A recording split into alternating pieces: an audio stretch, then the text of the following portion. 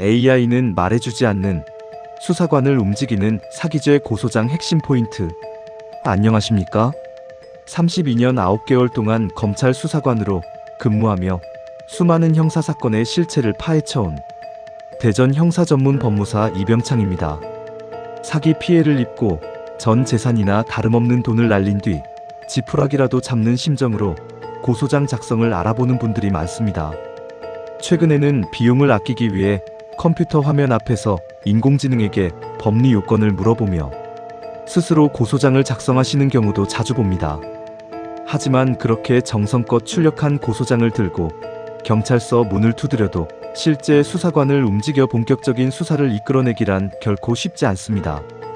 32년이 넘는 세월 동안 검찰 수사 현장에서 수천 건의 고소장을 직접 검토하고 수사했던 경험을 바탕으로 AI의 딱딱한 알고리즘은 절대 알지 못하는 수사관이 움직이는 고소장의 실무적 핵심을 짚어드리고자 합니다. 1. 사건 브리핑. 하루에도 수십 건씩 전국경찰서 경제팀 책상 위로 사기죄 고소장이 쌓입니다. 최근에는 인공지능인 AI에게 질문하여 얻은 법리 지식을 바탕으로 그럴듯하게 작성된 고소장도 자주 눈에 띕니다. AI는 사기죄가 성립하려면 편취의 고의와 기망행위, 인과관계가 있어야 합니다라는 교과서적인 답변을 참 잘 처방해줍니다. 그러나 정작 이 고소장을 들고 경찰서를 찾은 피해자들 중 상당수는 이건 단순 채무불이행 민사 사안 같으니 민사소송을 하라는 말을 듣고 발길을 돌리곤 합니다. AI가 알려준 대로 완벽한 요건을 갖춰 쓴 것 같은데 왜 현장의 수사관들은 움직이지 않을까요? 수사관의 눈은 AI의 알고리즘과 전혀 다른 곳을 향하고 있기 때문입니다. 2. 검찰 수사관의 시선.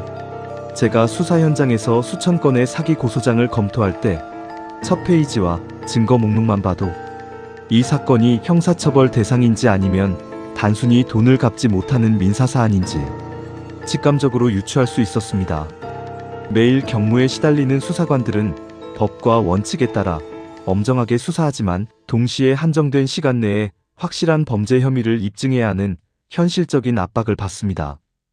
따라서 고소장에 날 것의 억울함만 가득하거나 반대로 AI가 짜깁기 해준 딱딱한 법조문만 나열되어 있으면 수사관의 마음을 움직이기 어렵습니다. 수사관이 고소장을 읽자마자 이 사건은 즉시 피고 소인을 불러 조사해야겠구나 하고 무릎을 치게 만드는 핵심 포인트는 따로 있습니다. 3. 실무 통찰. 그렇다면 수사관의 손발을 실질적으로 움직이게 만드는 사기죄 고소장의 실무 노하우는 무엇일까요? 첫째, 용도 사기를 집중 공략하여 입증해야 합니다. 사기꾼들이 가장 흔하게 빠지는 덫이 바로 이것입니다. 예를 들어 사업 자금으로 쓰겠다. 공장 기계 대금으로 급히 필요하다며 돈을 빌려가서는 실제 사설 도박이나 개인 채무 돌려막기에 쓴 경우입니다. 고소장에는 단순히 돈을 안 갚는다가 아니라 당초 말했던 용도와 다르게 돈이 사용된 정황을 계약서나 대화 녹취록을 통해 집중적으로 부각해야 합니다. 용도를 속이고 돈을 빌린 것 자체만으로 기망행위가 성립하기 때문입니다. 둘째, 증거 목록은 수사관이 압수수색 영장을 치기 편하도록 차려주어야 합니다. 수사관이 피고 소인의 금융계좌나 통화 내역을 추적하고 싶어도 명확한 단서 없이는 영장을 신청할 수 없습니다. 따라서 고소장에는 돈이 입금된 피고 소인 명의의 정확한 계좌번호, 범행에 사용된 대포폰 유추번호, 그리고 가짜 수익률을 보여주며 안심시켰던 카카오톡 대화방 캡처본 등을 일목요연하게 정리하여 배치해야 합니다.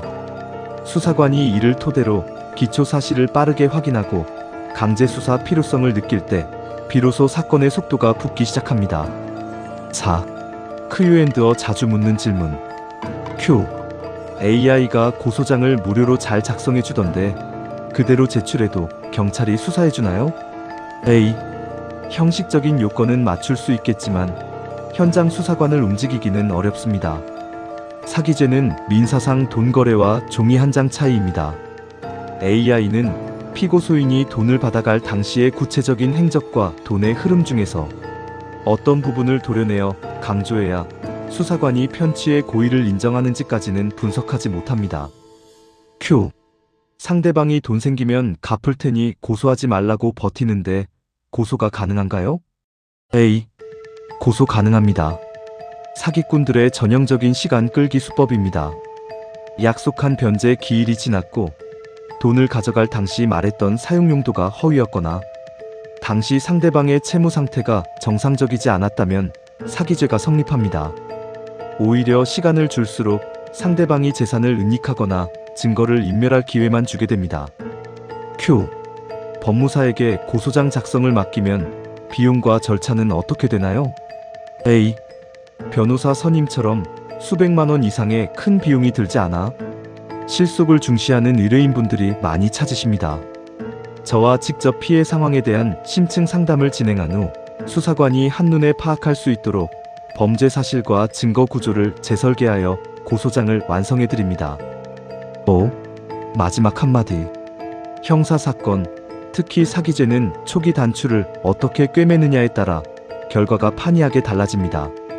최근에는 국내 피해자뿐만 아니라 독일, 호주, 프랑스, 일본 등지에 거주하시는 재외국민분들께서도 현지에서 제대로 대응하지 못해 발을 동동 구르다가 저에게 사기 피해 고소 대행을 정중히 의뢰해 오시곤 합니다.